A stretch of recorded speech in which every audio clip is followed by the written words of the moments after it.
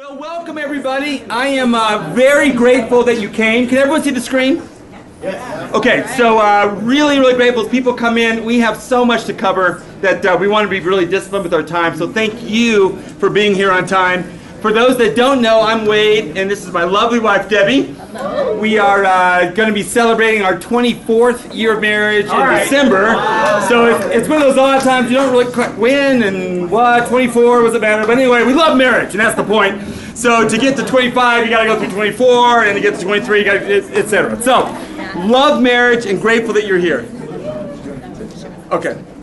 So, what we intend to do is, in the scope of this class, is recalibrate your marriage conversation.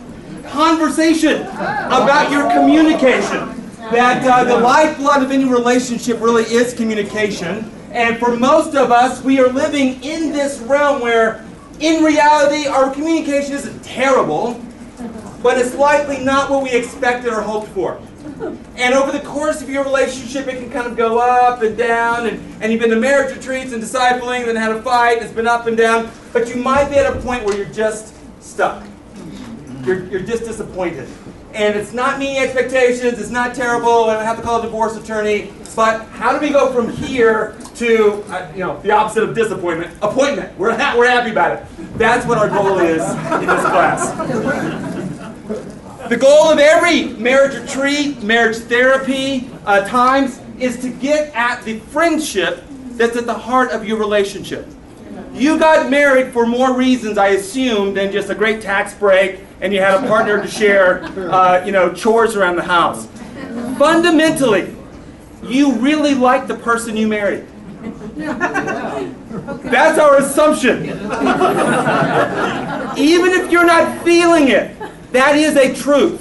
And that's what a lot of marriages are stuck in, is that you actually do love the person because you married them, but we have patterns of behavior or conversation or challenges that make me feel like we're not friends. We're business partners, and so I want to remind all of you that you really do have a friendship. So if you could turn to your spouse and say, "Thank you for marrying me." Well, I just wanted to say a quick thank you and welcome to our class as well. It's great to see so many of you guys. And just so you know, the definition of recalibrate, I wanted to give this to you. It's to determine, to check, or to rectify an instrument of measurement. So another definition of recalibrating is to ascertain the caliber. So some of you guys might be here today because you need to recheck how we're doing on the conversation. So maybe check the caliber. Maybe your caliber is going great. Our conversations are awesome. We're spending great time together. Some of you may be feeling like, man, I don't even know how to talk to my spouse anymore. I can't get him to talk to me. And that's what we're going to talk about today, so I'm excited about it. Psalm 133:1. How good and pleasant it is when God's people live together in unity. Many of us have read that initially in the NIV, and it said how good and pleasant it is when brothers live together in unity. And that was our brother's household main theme, right? That was when the brothers were getting together and have a fight, that's what you turn to. In fact, it's not just that God wants the brothers to live together in unity. Yes. He wants all of us to live together. And in that brother's household where there should have been unity, and it's pleasant in your household. This is God's heart, and it's what you want. Right. And I want you to know it's what your spouse wants. Yes. I think sometimes we forget and don't give the benefit of the doubt that my spouse does want to live in a good marriage, in a great marriage, and have peace in our home. And so why wouldn't she just... How good and pleasant it is when we live together in unity. I want to show a little video that I hope will set a context of the rest of our time. Isn't that a sweet picture? I love this video because it shows so many old, not really old, I mean, it looks old. I know to us we think they're young, but it shows old people falling in love, being in love with one another. I know all of us want to grow in our relationships. And it talked about the book of love, and I really believe that the Bible is what they're talking about when they talk about the book of love. And as long as we're trying to base our lives and base our relationships on the Bible and the book of love, we're already ahead of the game. And we're on our way to being that old couple in love with one another. And I think about, you know, the movie Up, you know, the little old couple in Up, and just how great what great friends they were. And this video kind of reminds me of that too, just being great friends and growing closer and closer with every year. That's right. We wanted those rings, and we got them. Amen. The stuff we're going to share with you is written a lot of from these two people. This is unimportant to you, but in the fact that what we're going to present to you is not just our opinions or experience. There's real science and a lot of hard evidence behind it. This guy's name is John Gottman. That's his wife. And he became a marriage and family therapist in 1969. He started seeing individual clients, and almost all of them ended up in divorce. So then he decided, man, I am not really good at this. I'm going to go get with people who are good at this. And so he got with some of his other colleagues and looked at their practices. And in fact, they weren't doing any better than he was. And he got discouraged, like, man, we are terrible. If we're the profession that's supposed to be helping marriages, we're terrible. And I don't know. And then he had a brilliant stroke, which was the course of the rest of his life. Instead of looking at seeing what's wrong, let me study couples that have figured it out. What do they do? And that became what's called the marriage clinic. And it's this whole long stuff. He's written a bunch of books. She's co-authored. It's a ton of stuff, but it's scientifically based marriage therapy. And that's why I want to give you some confidence. That it's not just, we've been married for 24 years and talked to a few people, so let me throw some stuff at you. These things work. But they don't work if you don't put them into practice. So I want to dial you in on being active in the things that we're going to share. He calls them, those different people, relationship masters and relationship disasters. So we're not going to go too much, but there are practices and principles based in real study that thousands of couples, over hundreds of thousands of hours of research have gone into some of the things we're talking about. The top two predictors of success, and this is, if you get nothing else out of this class, and you go back and listen to the recording and it doesn't make any sense at all, you are totally forgiven. But please dial in on these two things. If you get nothing else, do these two things. The first, regardless of your age, your race, your socioeconomic makeup, your culture, your background, your history, the number one predictor of marital success or not is overall positive affect. That means your body language at home. Do you smile? Do you look happy? When your spouse walks in the room, do you react at all? Do you react positively or negatively? Your positive affect. This isn't what comes out of your mouth. It's, do you look like you like being with this person? That seems intuitive, but you would be amazed if you looked at yourself in the mirror what your body language says. And what it says when your spouse says, hi. Overall positive affect. This sets a context in your home, with your children, when people come over. All of us have been disciples long enough that we know how to turn it on. Hey, welcome time, Kathy. We're just wrapping up our quiet time. Come on in. That's awesome. But when Bible talk leaves and friends leave, that is the work. Is your overall positive affect. Secondly, your ability to reduce negative affect. This is also on you. If Deb's upset, how much do I engage and actually help soothe her? Those are the number 1 and 2 indicators of marital success. And there's a lot of little things, but if you do nothing else, but you're happy to be together and you show it by your expression, and you soothe and encourage and connect to your spouse when they're upset, you're 50% of the way. And you can all do that. You don't need a degree to do that. But you can all do that, showing positive affect. Yeah, I really appreciate Wade's charge for us to consider our affects. Like for me, it's really easy for me to walk around the house with a scowl on my face. Like I'm more of a negative person, and even more of a more of a thoughtful, like a deeper thinker.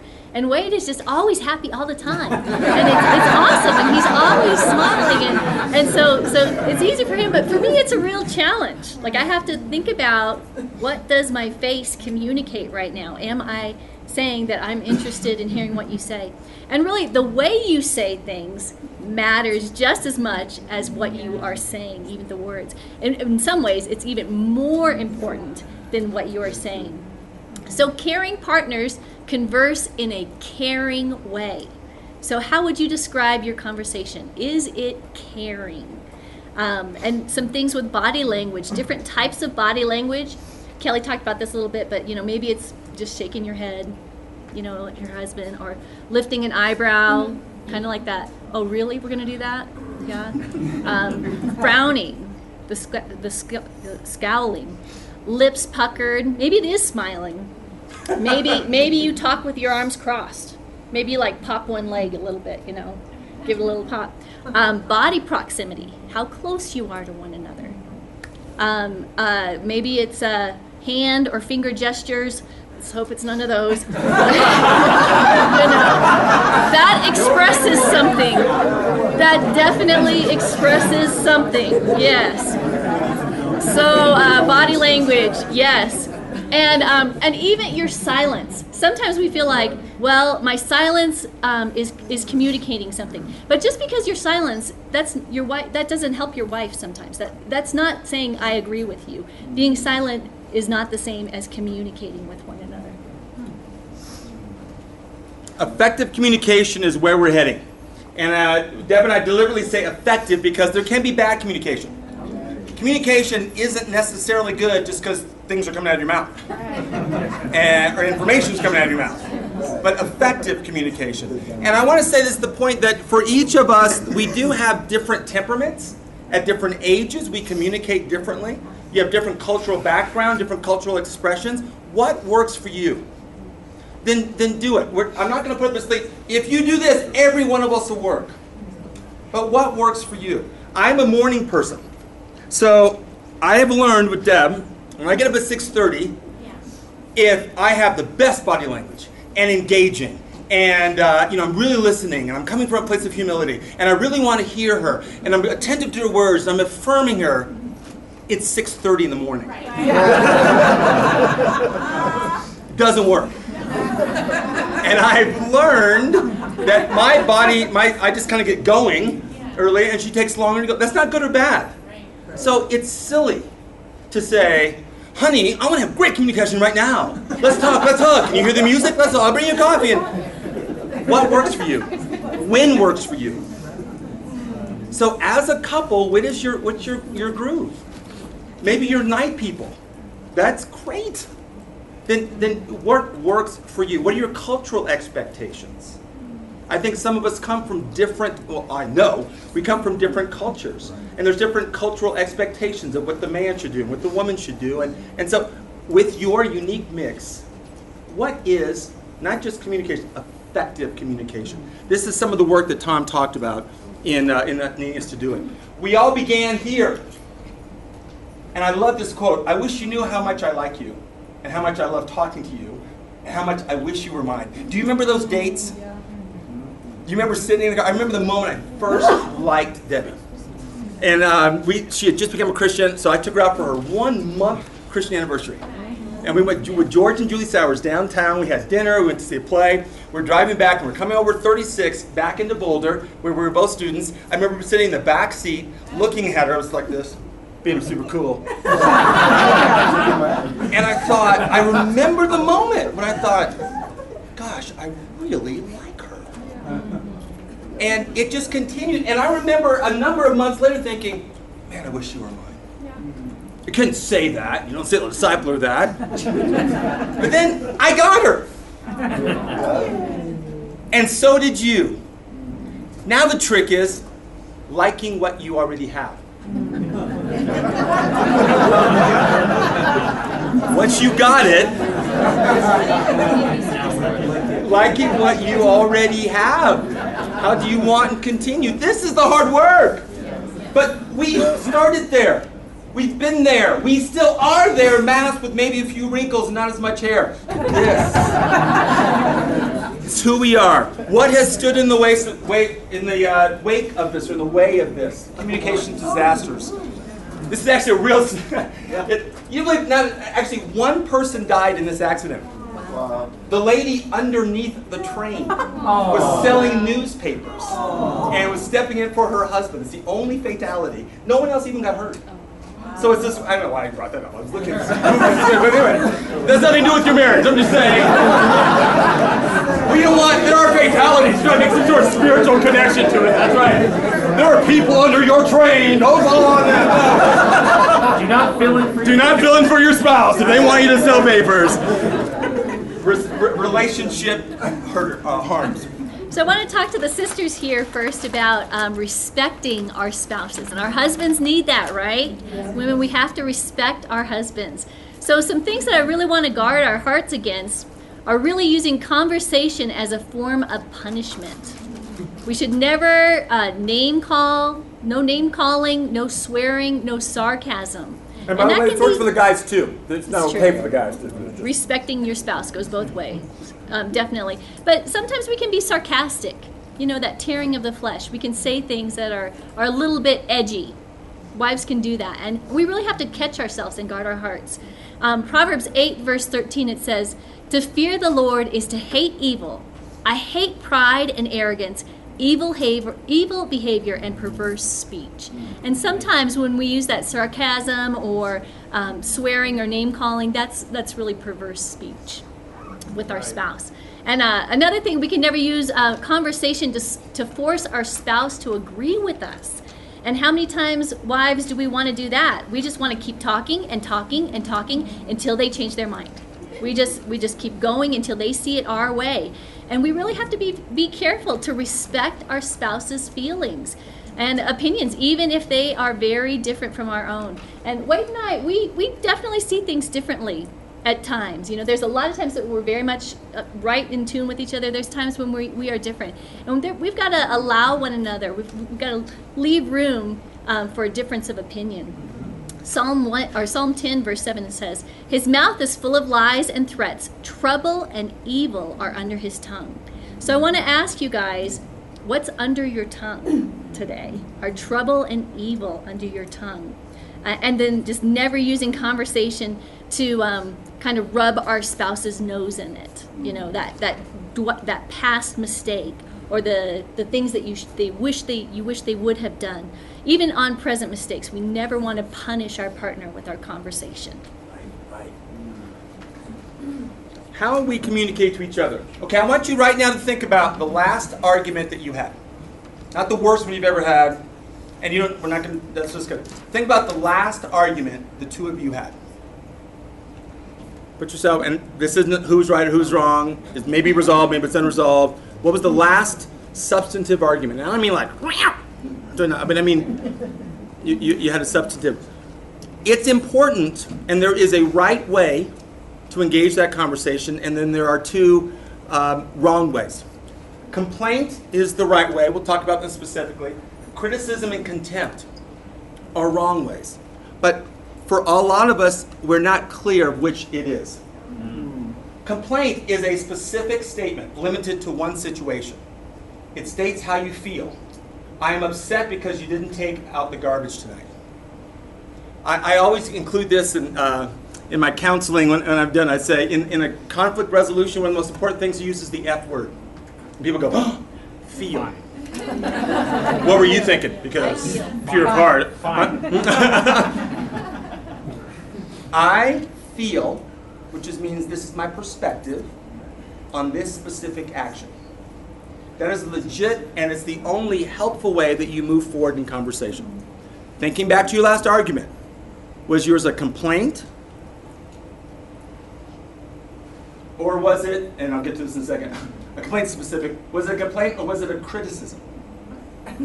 A criticism, I love that little facial expression, tends to be a global statement and includes blaming your partner. You'll often find the words always or never in a criticism.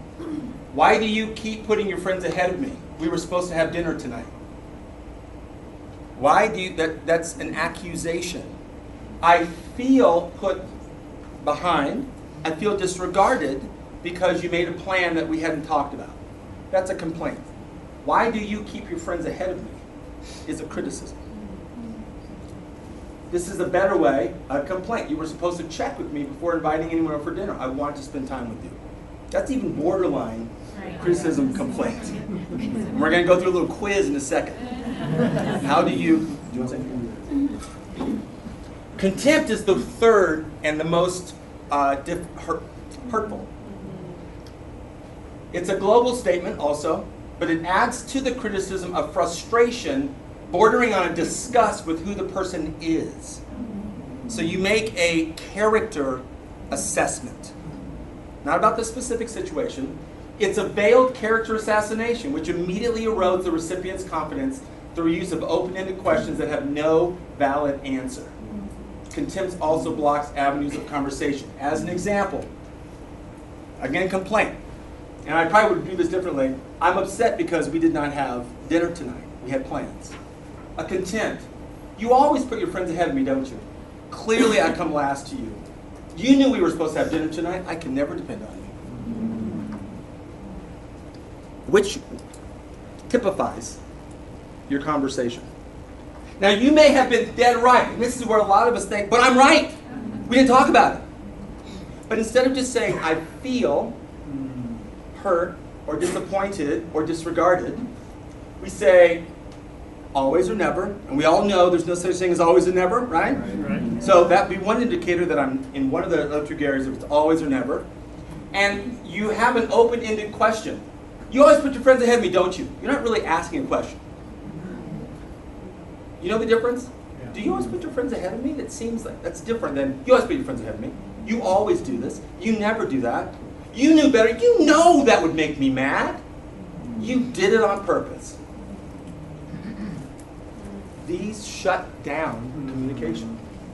And where a lot of us run aground in our conversation. And again, facial expressions matter a lot. I did put the stat up here. One of the most interesting things, Susan probably knows this too, 90% of your communication is your body language and the tone of what you say. 53% of what you say is just your body language. So the person is reading. 37% is how it comes across. So if I say, I'll use Deb as an example, I love you. You actually were reading about 90% of what I did, where I'm standing in proximity, how it came across. If I said, I love you, do you feel like, oh, that's really sweet?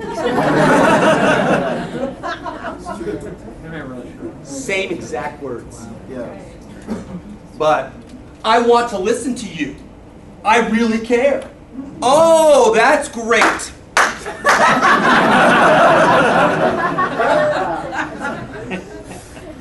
We had an argument and she won't listen to me. I know what the problem is. Right. It's how you couch it. Let's do a little quiz here. Number one, I'm upset that you didn't pay the gas bill. Is that a complaint? That's correct. It's a complaint. Number two, how can I ever trust you?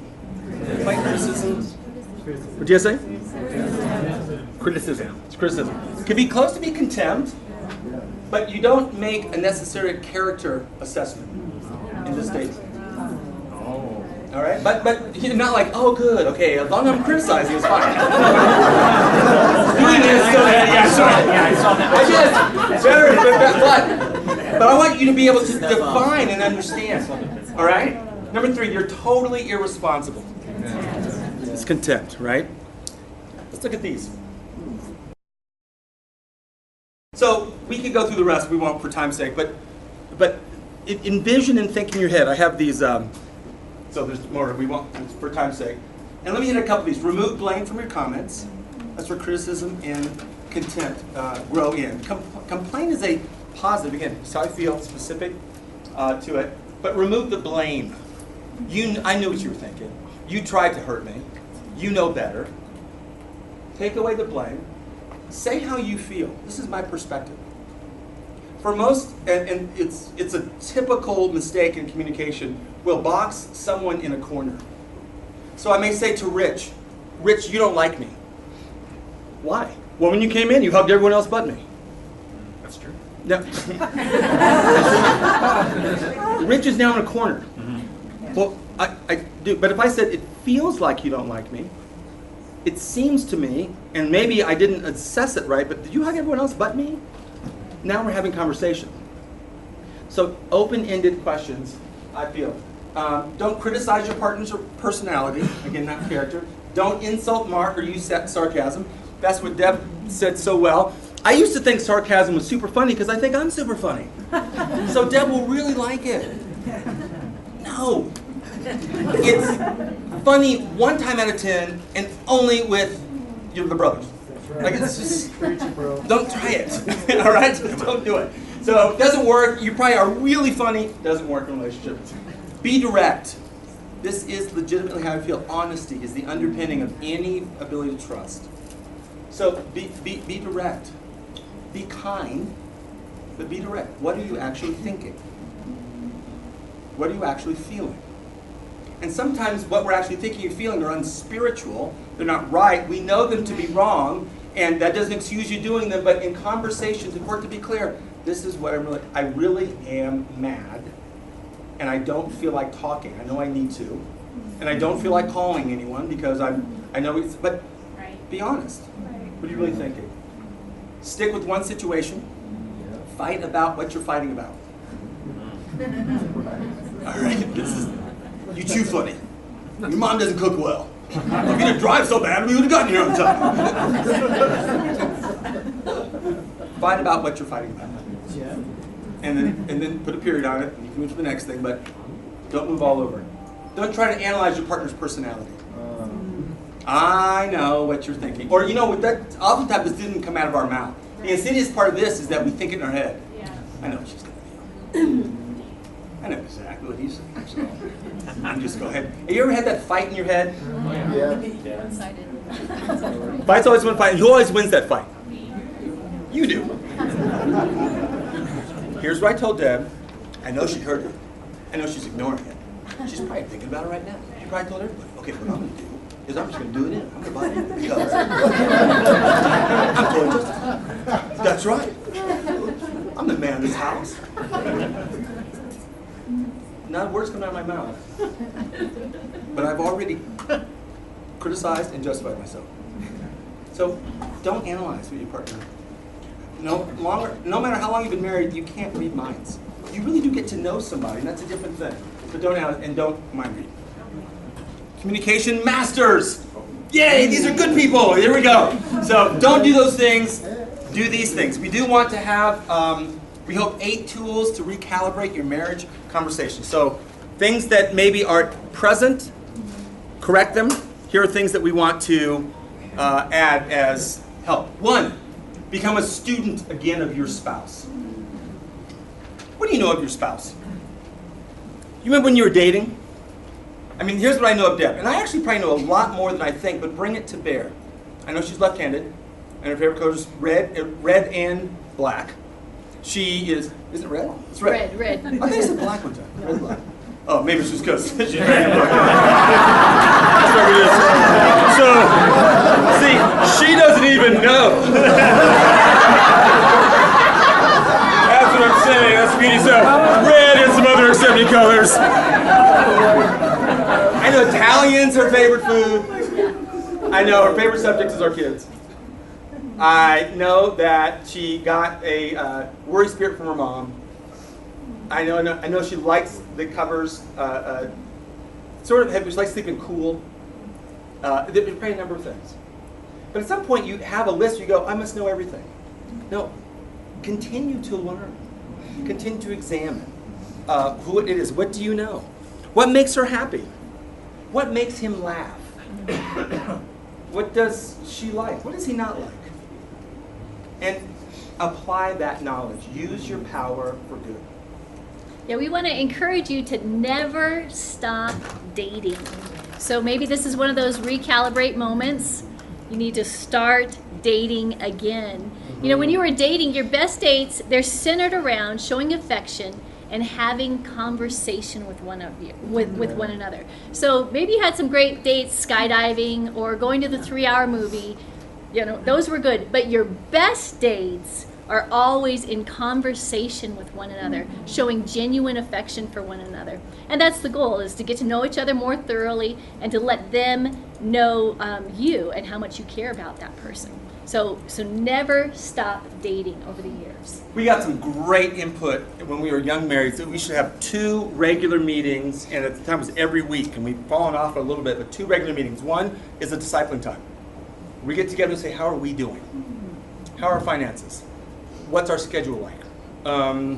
Who's shopping? Who's not? You know, just the business of us. How are we doing? That bump we had a couple days ago, is it all right? Read a book together. And so during that time, once a week, we get together and what did the chapter say to you? What did the chapter say to me? But every time, if I've done any pre-marriage counseling for you, you've heard this. Right, JJ and Trenton? Have a business time. Secondly, and not the same thing, have a date. So they're not the same time. So just because you're at a nice restaurant, talking about your finances, have a date.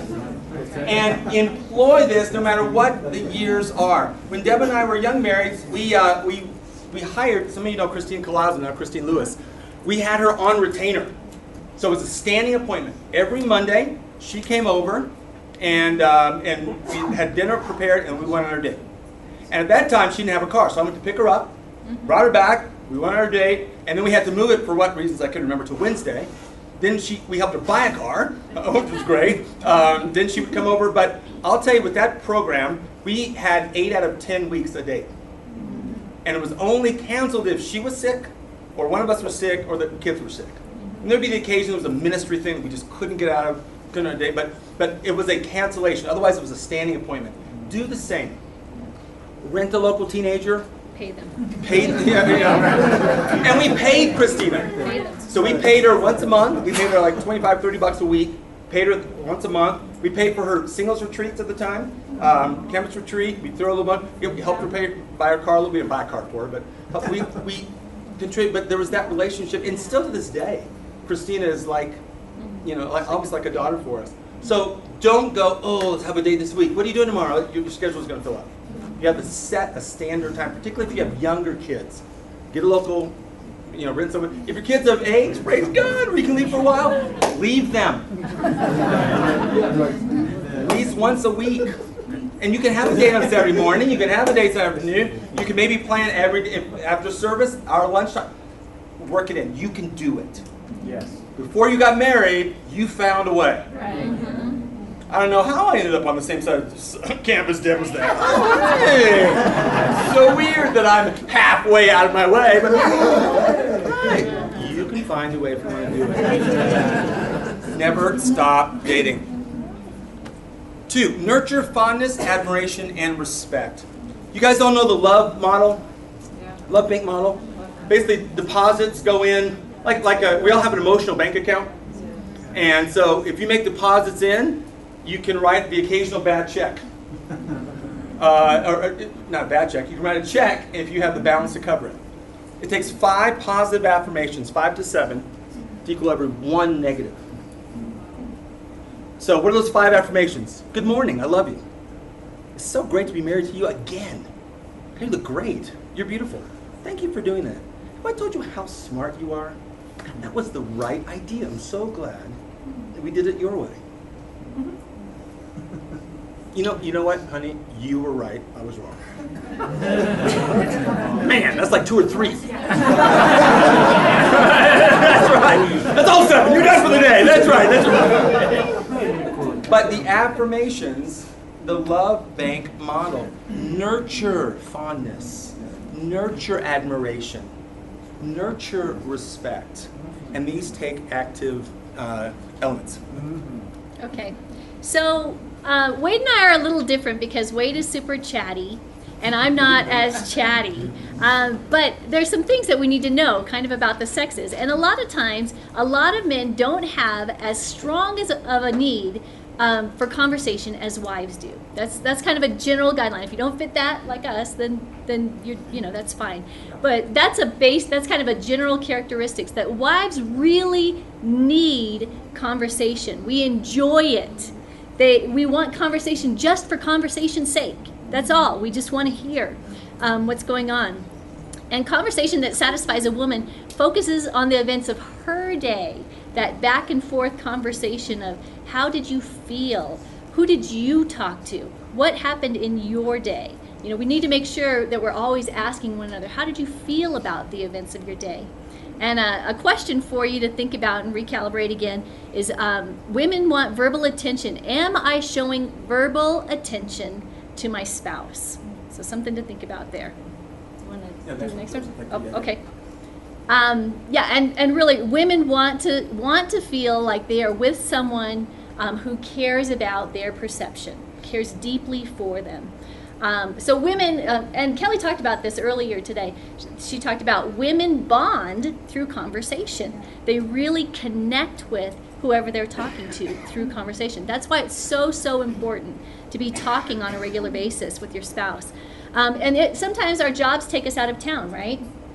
And that can be really hard to bond over the phone or bond over text. I know people do your best, but even when you get home, you've got to have a time of reconnecting with one another. You have to have a special sit-down, face-to-face conversation, and timing really matters. Like Wade had talked about, first thing in the morning for me is not the best time for me to just have a great conversation. The fourth quarter of a football game is not the best time for Wade to have it, have a conversation. Timing really does matter. So think about it. I know a lot of husbands, even wives, come home from work and you've just battled traffic about 45 minutes to get home, and the kids are crying, and you're like, you need a few minutes to unwind before you jump straight into, so tell me everything. How was your day? And what did you do? And who did you talk to? And what did he say? And so we need to know the timing of your family. What works for you? Awesome. Recognize and accept your spouse's bid for connection. Let me read this. A repair attempt is a statement or an action aimed at cooling down a heated argument. It's an effort to put the brakes on a negative situation before it spins out of control. Repair attempts are a happy couple's secret weapon. If you're using them successfully, your marriage is probably thriving. Repair attempts can be subtle or blunt, funny or serious, like I'm sorry. Or sometimes humor is difficult, but if you can insert something that right now you look like my dead grandmother, and I don't, and maybe that's not helpful. Maybe that's a contempt, all right? But there is a bid. Okay, you're right. What your spouse is saying is, I don't want to fight, and I'm trying to take this in another direction. There was a couple that we've been working with over the years, and they had an argument. And she said, I'm sorry, but he said, it seemed insincere, so I just rejected it. I want to wait for a sincere apology. And it likely wasn't that sincere, but that was a bid. She was trying to say, can we take this another direction? And if you slap that down enough times, she's going to quit trying to make a bid and have to get into a place where I'm going to fight then. And so recognize what's a bid for your attention, for it to ease, for it to go in another direction. Particularly men, we aren't as good at recognizing and acknowledging. I'm sorry, Greg Moreski, he's awesome, but Greg Jackson always said, humility is always the right answer. And you're like, I'm sorry. Or I didn't hear that. I didn't intend that. I understand what you're saying. I was talking to a brother once that he just had that kind of body language going, and I said, bro, I really want to hear you, but you're shooting your words at me like a bullet, and it's coming out of a gun, and I can't grab it. As a matter of fact, they're hurting me. Can you slow them down, and then I can grab them? And he was like, oh, okay. It's not insulting, and it wasn't shutting him down, but it was a bid to go, this is not feeling safe, this doesn't feel right. So have something that can change the conversation. Accept and recognize those bids. Yeah. So that bid for connection and bonding, it just takes time. a whole lot of time in your week. So my encouragement to you is to really spend between 14 and 15 hours a week, yes, per week, not per month, per week, with undivided attention, speaking and in conversation with your spouse. Now, let me stop it. How many of you think, heck no? That's like 2 hours a day if you like break it down. Okay. It's like a lot. Okay. It takes that amount. That's not too much. I'm not saying, hey, that's too much, minimum doubt. This is what it takes. Yeah. This is what it takes to really engage and hear and respond and learn and work through, particularly if you're stuck on something. And Right. it's not enough to go, our sex life doesn't satisfy me. Okay, call someone. How are we going to talk and engage? So it takes time. So maybe you go, okay, I know I don't have 2 hours of my day to spend it, but there are ways to go around that 14 to 15 hour benchmark of conversation. And that really is having a date. If every day or every week you have a date for 4.5, maybe 5 hours, that's a chunk right there that takes that, brings that 14, 15 hour marker back down to a little more reasonable time. And really, it's going to take you guys, it means spending less time watching TV, less time Facebooking, less time on social media, and less time in the man cave. And I really do have a challenge for you with social media.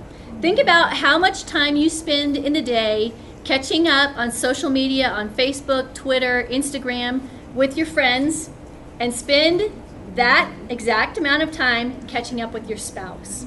I guarantee you would be an hour, 2 hours right there in conversation with your spouse if you took that social media challenge of, I'm going to catch up with my spouse first and then all my friends afterwards. Next one's yours. Can you help me? Can you change it? Okay, so going on a date, that 15 hours, it's got to be something that you guys really enjoy together. And it's something that you guys need to focus on together. It can't be just like we're going out and we're both doing something simultaneously, but we're not really communicating with one another. So some good activities for a date, things that encourage conversation are a long walk, long drive, going to a restaurant. Boating is a fun thing, golfing, sunbathing, and it's interesting because you talk about these fun things that you start doing, and really the more time you spend together and the more activities you do together, the more conversation starts to come naturally. And you may go, oh gosh, I don't even know what to say to my spouse for 15 hours every week. The more you're doing things together, really, the more topics that you'll have. It's a lot easier to talk about things. And that's not that you can't have your own separate interests, but really trying to grow in recreational companionship, things that you do together, things that you enjoy together really builds conversation. And then another thing that we want to do is we want to balance conversation, right? So this can kind of be Wade and I sometimes, that one of us kind of speaks a lot. Was that a complaint? I think that was a criticism?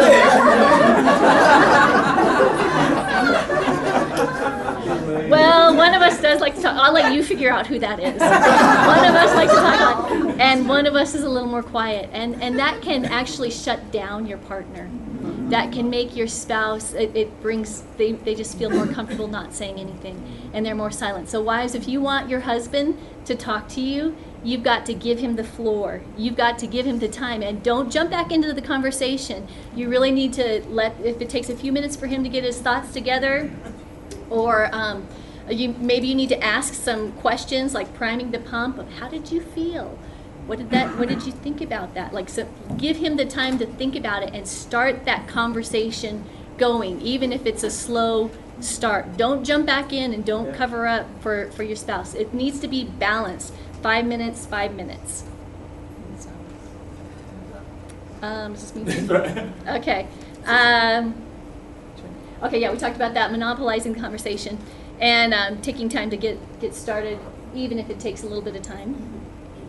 Some conversation starters.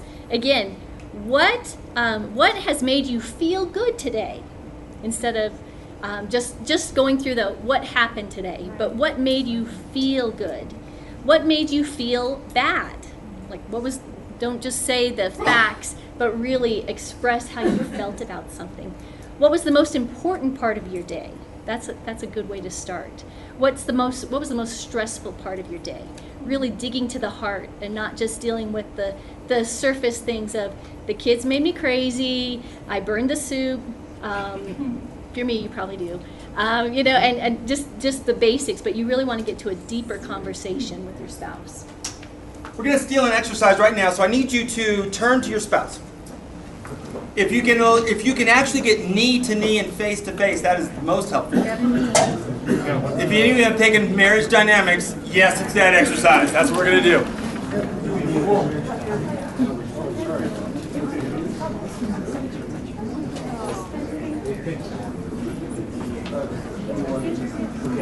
Or you can face to face. That's good. Okay, you ready? Okay, we're going to start with the wife. The wife, I want you to look in your husband's hands, and if you can, grab. No, his eyes. Oh, his eyes. Look into his hands. Hold it. Look into his eyes. We're going to have a long night. And I'm going to, for the next 60 seconds, tell this person why you respect and love them, characters about them that you've been part of. And don't interrupt. Huh? If they're asleep, wake them up and then tell them we're doing this exercise. But spouses don't interrupt. Let them Spouses do not respond. You're only listening. You're only receiving, okay? So if females talking, males, you're not talking, you're listening, you're receiving. This is something that you can do. It feels like a long time, maybe for some, but what a great pattern. Before you go to bed, this is great pillow talk. There is great in the car, but it's really important that you're not just throwing things. I think get into the habit, if you can, on some regular basis of touching knee to knee and looking each other in the eye and being intentional and sharing. Amen? Do this on your dates. Let your partner influence you. Response communicates respect. You want to write that down. Greg Jackson changed our lives with those 3 words. Deb and I had been married for 10 years. And we were stuck. Our 10th year was pretty much one long, slow fight the whole year. It was my fault, and I was frustrated, Deb was frustrated. She kept saying, you don't respect me. And I kept saying, what do you mean I don't respect you? I don't hit you, I brag, I don't steal, I don't get cheated at you. What do you mean? You don't respect me. Use different words. I can't really respect. That was our 10 year. And Greg, after we got together with the Jacksons, and it was one of those times where I'm like this, Deb is crying. I'm like, go. You fix her, because I've tried. And I was frustrated, and Greg said, as we talked through a few things, response communicates respect. There were a lot of little things that Deb would ask me to do, like when you take your hangers out of the way I used to get dressed, so I'd take my hangers out of the closet, I put all the clothes in the bed, see what they look like together, then I would get dressed, I'd leave the hangers. When we were on my side of the bed. On Deb's side of the bed. When we were young marrieds, the first 4 or 5 months of this, she was this dutiful wife, put back his hangers, but then after about 6 months of that, it got old. So she said very sweetly, honey, can you put your hangers back in the closet when you're done? No problem. So I did it for about 2 weeks, and then they started showing up on the bed again. She said again, hey, can you take care of your hangers? Oh, I forgot. No, you're back. They showed back up again. So then she went for a year of, I'll just do it. But those hangers got heavier and heavier and heavier. And then when she finally came back and said, look, would you fix your hangers? Would you put the hangers back? I'm like, whoa, where's the attitude coming from? I'm like, they're just hangers. What's your deal? Maybe you got the problem. And went back and forth, and there were a lot of little things like that, and that's what Greg said. Response communicates respect. How can she have any confidence that you're not going to cheat on her or hurt her if you won't put dumb hangers back? If she's asking to do it, do it. Take the trash out, do it. Say, I'm sorry, do it. Response communicates respect. That's what she was saying, didn't have the words, and she was absolutely right. And it took 10 years for me to realize it. So I'm telling you, men, unless it violates your conscience, unless it's illegal, Unless it's going to hurt one or both of you, do it her way.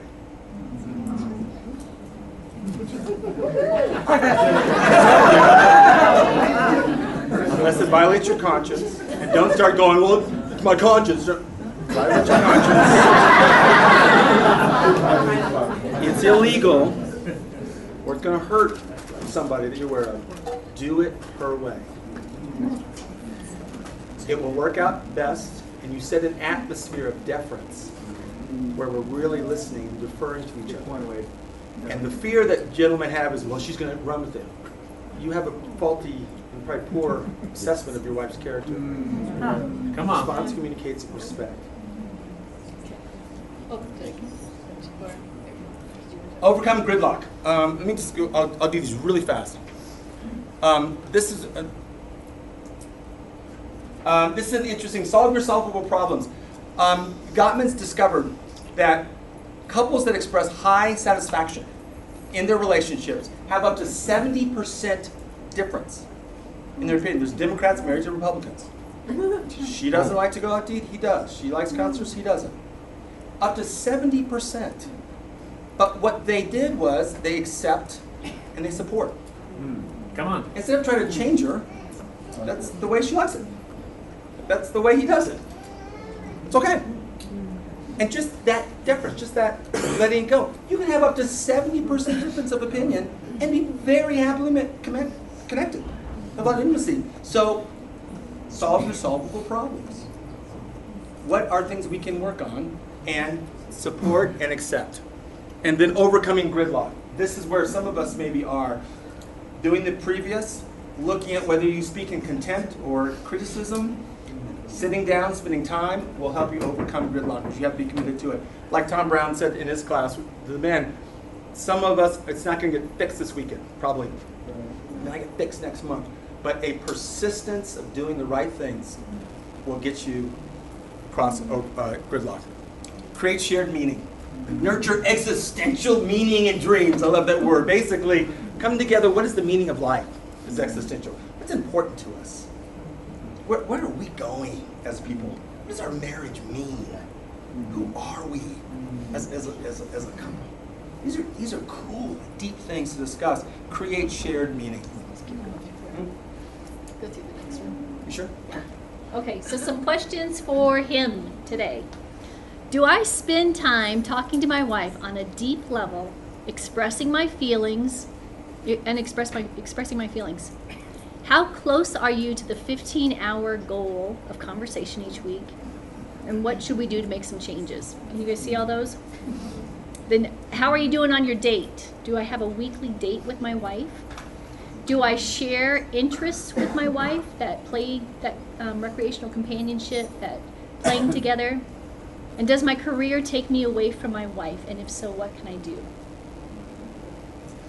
Questions for her. Okay. Do I miss anything from our dating days? Do we still have the kind of communication that we shared then? Am I doing anything that hinders conversation? Do I have a job that requires too much travel? Do I talk too much? What can I do to improve the situation? What interests do I share with my spouse, with my husband? You know, are there other areas that we could share in? Kelly talked about maybe taking a cooking class. What activities could we try to stimulate conversation? Okay, next one. And all of these slides will all be on the website, so you don't have to write super fast or anything. Okay, and together, do our spheres of interest overlap, or are they totally separate? Do we have some things in common, some common ground there?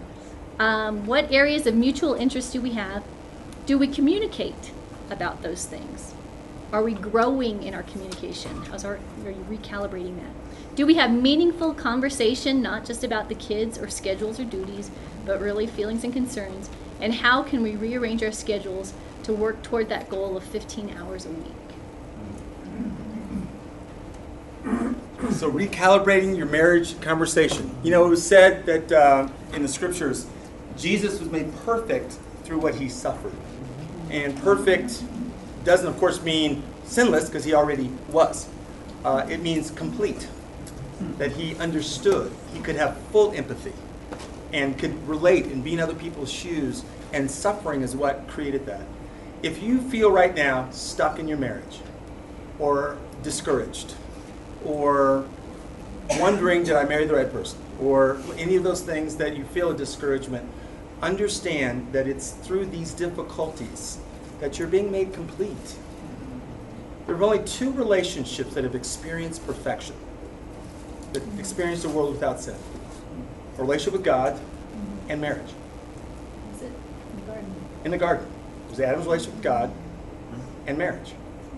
Every other relationship, child, employee, friend, D group, siblings, all came after sin entered the world. The only 2 that experienced no sin were our relationship with God and marriage.